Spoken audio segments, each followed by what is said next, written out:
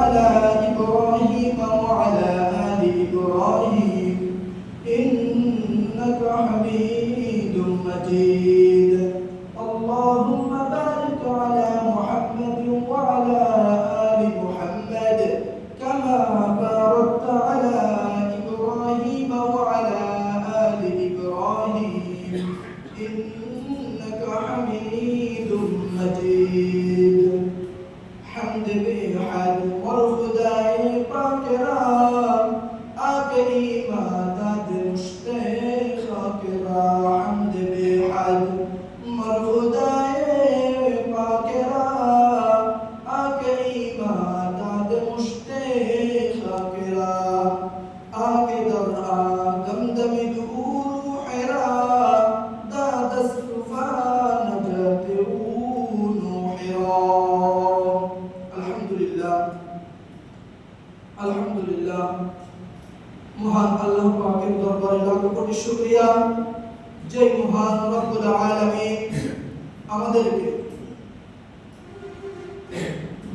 বিভিন্ন কাজ থেকে ফারেক করে আযানের সাথে সাথে মসজিদে এসে 2 রাকাত ফরজ নামাজ আদায় করার মতো তৌফিক আল্লাহ তাআলা আমাদেরকে দান করেছেন এজন্য আমরা অন্তরের অন্তরস্থল থেকে কালেমাতু শুকর আদায় করি সকলেই বলি আলহামদুলিল্লাহ লক্ষ কোটি দুরূদ ও সালাম বিশ্ব মানবতার কান্ডারি বিশ্ব নবী মুহাম্মদুর রাসূলুল্লাহ সাল্লাল্লাহু আলাইহি ওয়াসাল্লামের উপর সকলেই বলি সাল্লাল্লাহু আলাইহি ওয়াসাল্লাম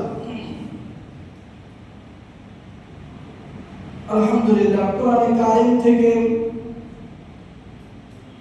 একটু আয়াত তেলাওয়াত করেছি লক্ষ কোটি হাদিস থেকে ছোট্ট একটু হাদিস তেলাওয়াত করেছি আল্লাহ পাক রব্বুল আলামিন চাইলে এই হাদিস এবং কোরআনের উপর দুটি কথা বলবো ইনশাআল্লাহ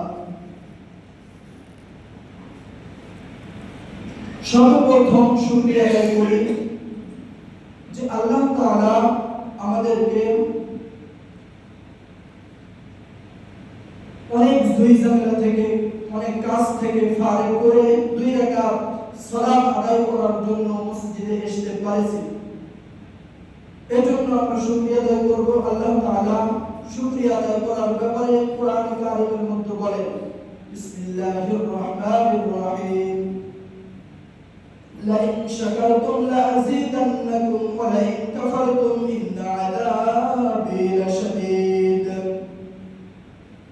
আল্লাহ পাক রব্বুল আলামিন বলেন যেই বান্দা শুকরিয়া আদায় আমার শুকরিয়া আদায় করে আমি আল্লাহ পাক রব্বুল আলামিন তার শুকরিয়াকে বৃদ্ধি করে দেই এবং আল্লাহ পাক রব্বুল আলামিন পরলোকসই বলেন ইন্না আযাবি লাশাদীদ আর যে বান্দা আমার শুকরিয়া পাইলো কিন্তু শুকরিয়া আদায় করে না করলো না আমি আল্লাহ পাক রব্বুল আলামিন তার শুকরিয়াকে সেনানি শুধু তাই নয় আল্লাহ পাক রব্বুল আলামিন কঠিন আযাবের ভিতরে গ্রেফতার করেন এজন্য শুকরিয়া আদায় আল্লাহ তাআলার নিয়ামত আমরা যা কিছু করি না কেন সব কিছু আল্লাহ তাআলার নিয়ামতের ভিত্তিতে তাদের দিকে লক্ষ্য করলে দেখা যায় সব কিছু আল্লাহ তাআলার নিয়ামত আমরা যে বাসা থেকে মসজিদ পর্যন্ত 2 রাকাত সালাত আদায় করার জন্য আসলাম এই হাঁটতে হাঁটতে আসলাম এটাও আল্লাহ তাআলার একটি বড় নিয়ামত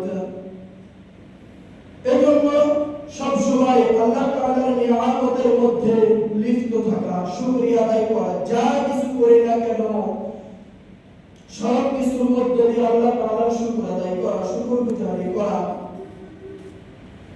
তো এখন আরবি মাস চলতেছে আরবি নববর্ষের প্রথম মাস চলতেছে প্রথম মাসের নাম মুহররম মাস আল্লাহ তাআলা 12টি মাস আছে সবথেকে এই 12টি মাসের মধ্যে সম্মানিত মাস হলো 4টি আরবি নববর্ষ মুহররম মাসের দ্বিতীয় শুক্রবার চলতেছে 8ই মুহররম এই মুহররম মাস সম্পর্কে আল্লাহ তাআলা কোরআনের মধ্যে বয়ান করেছেন হাদিসের মধ্যে বয়ান করেছেন এই মুহররম মাসের অনেক ফজিলত রয়েছে মুহররম মুহররম মাসের ভিতরে একটা দিন আসে, সেই দিনের নাম হলো আশুরার দিন।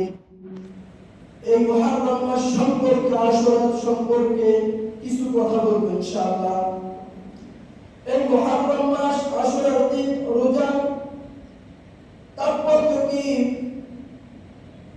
নবী সাল্লাল্লাহু আলাইহি ওয়াসাল্লাম মক্কা থেকে হিজরত করে যখন মদিনায় গেলেন, মদিনায় যাওয়ার পর হুজুর সাল্লাল্লাহু আলাইহি ওয়াসাল্লাম দেখলেন ইহুদিরা রোজা রাখছেন 10ই মুহররমের দিন। তো হুজুর সাল্লাল্লাহু আলাইহি ওয়াসাল্লাম তাদের কাছে জিজ্ঞাসা করলেন যে আজকে কিসের দিন তোমরা রোজা পালন করতেছো? ইহুদিরা জবাব দিলেন যে মুসা আলাইহি ওয়াসাল্লাম যখন তুর পাহাড়, যখন নীল দরিয়া পার হতেছিলেন, এই 10ই মুহররম দিন ছিল, শত্রুর মোকাবেলা থেকে আল্লাহ তাআলা বাঁচিয়ে দিয়েছিলেন, সেই দিন ছিল 10ই মুহররম। তাই শুকরিয়া স্বরূপ মুসা আলাইহি ওয়াসাল্লাম এই দিন রোজা পালন করেন, তাই আমরাও পালন করতেছি। হুজুর সাল্লাল্লাহু আলাইহি ওয়াসাল্লাম বললেন যে মুসা আলাইহি ওয়াসাল্লাম তো আমার একজন ভাই, তাহলে তো আমিও এই রোজা রাখতে পারি, পালন করতে পারি। ওই নবী সাল্লাল্লাহু আলাইহি ওয়াসাল্লাম ওই দিন রোজা পালন করলেন আর সাহাবায়ে কেরামদেরকে রোজা পালন করার জন্য আদেশ করলেন যে আমিও রোজা রাখতেছি, তোমরাও রোজা রাখো। হুজুর সাল্লাল্লাহু আলাইহি ওয়াসাল্লাম এক হাদিস শরীফের মধ্যে বলেন যে ওই দিন রোজা রাখার পর হুজুর সাল্লাল্লাহু আলাইহি ওয়াসাল্লাম সাহাবায়ে কেরামদেরকে লক্ষ্য করে বলছিলেন যে আমি যদি আগামী বছর দুনিয়ায় বেঁচে থাকি, তাহলে আমি আগামী বছর 10 মুহররম দিন সহ আরো একটা রোজা রাখবো। সেটার দিন হলো 9 এবং 10 অথবা 10 এবং 11।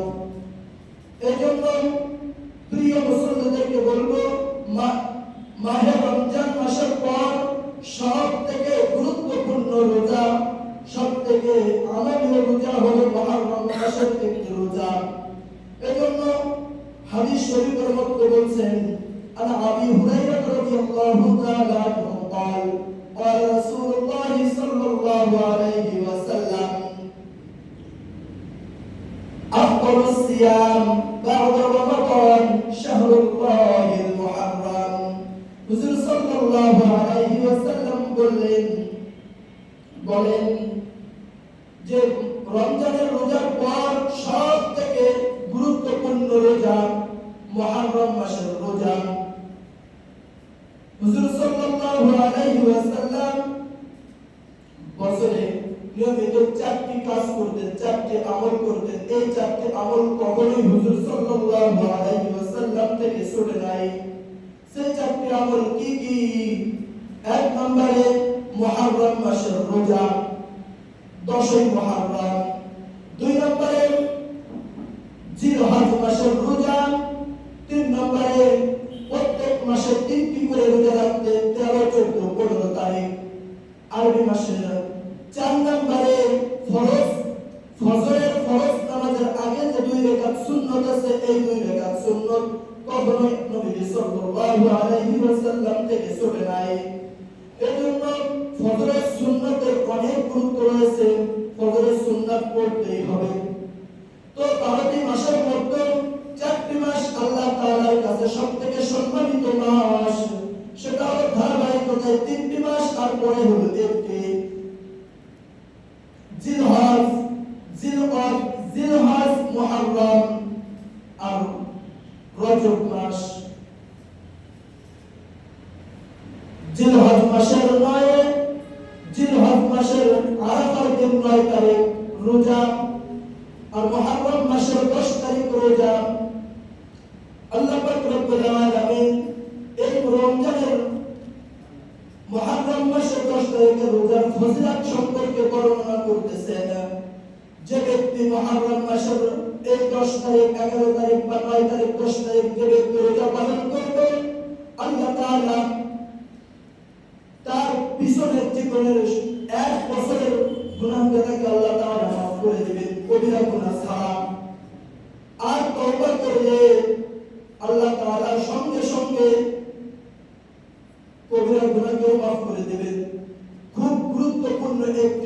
মাস, তার ভিতরে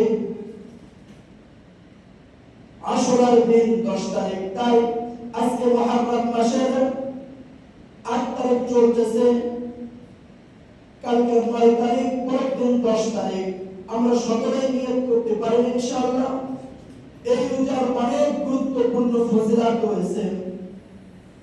যেমন করে একজন ব্যক্তি বছরে যখন সে কাজ করে, বছর যখন ফসলের আগে, আবাদ করার আগে যখন সে একজন করে যে ফসল হওয়া শেষ হওয়ার আগ পর্যন্ত আমি এই কাজ করব, সেই পদ্ধতিতে চলতে থাকে। তেমন করে আরবি 12টি মাসের ভিতরে এই মুহররম মাস, এই মাসে ওই দিনে এই মাসে বেশি বেশি ইবাদত বন্দেগী করা আর নিজে নিজে ভাবনা করা, আমি বেশি বেশি করে এই মাসের ভিতরে কোরআন তেলাওয়াত করব, ইবাদত বন্দেগী করব, নফল নামাজ আদায় করব। আল্লাহ তাআলা যদি কোনো বান্দা নিয়ত করে, নিয়তের সাথে সাথে চেষ্টা চালাইতে থাকে, এই 12টি মাসের সওয়াব আল্লাহ তাআলা তার আমলনামায় দান করবে। সকলে বলি সুবহানাল্লাহ। তো সময় হয়ে গেছে। মুহররম মাস সম্পর্কে যে দুটি কথা বললাম, আল্লাহ তাআলা এই দুটি কথার উপরে আমাদের সকলকে আমল করার তৌফিক দান করুক। এই আশুরার দিন রোজা রাখার তৌফিক দান করুক। রবিবার অথবা সোমবার, শনিবার অথবা রবিবার সকলে চেষ্টা করব 2টি রোজা রাখবো। কেন 2টি রোজা রাখতে হবে একটু শুনে কথা বলি। হুজুর সাল্লাল্লাহু আলাইহি ওয়াসাল্লাম যখন মক্কা থেকে মদিনায় এসে যখন দেখেন ইহুদিরা রোজা রাখছে, ওই একটা দিন পালন করেছে, তখন একটা রোজা ইহুদিরা তো রাখছেন, যদি মুসলমানেরাও যদি একটা রোজা রাখে তাহলে তো ইহুদিদের সাথে আমাদের সম্পর্ক হয়ে গেল মুসলমানদের। এজন্য হুজুর সাল্লাল্লাহু আলাইহি ওয়াসাল্লাম বললেন যে এর সাথে এই 10ই মুহররমের সঙ্গে জোড়া লাগিয়ে আরেকটি রোজা রাখবে, তাহলে 2টি হবে, সেই ইহুদিদের সাথে আর মিলবে না। এজন্য বলা হয়েছে হাদিস শরীফের ভিতরে 9 তারিখ অথবা 10 তারিখ, 10 তারিখ অথবা 11 তারিখ মিলিয়ে 2টি করে রোজা রাখবেন।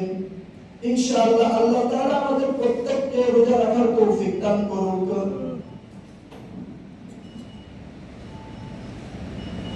যারা সুন্নাত পড়েনি, আমরা সকলে সুন্নাত পড়ে নিই।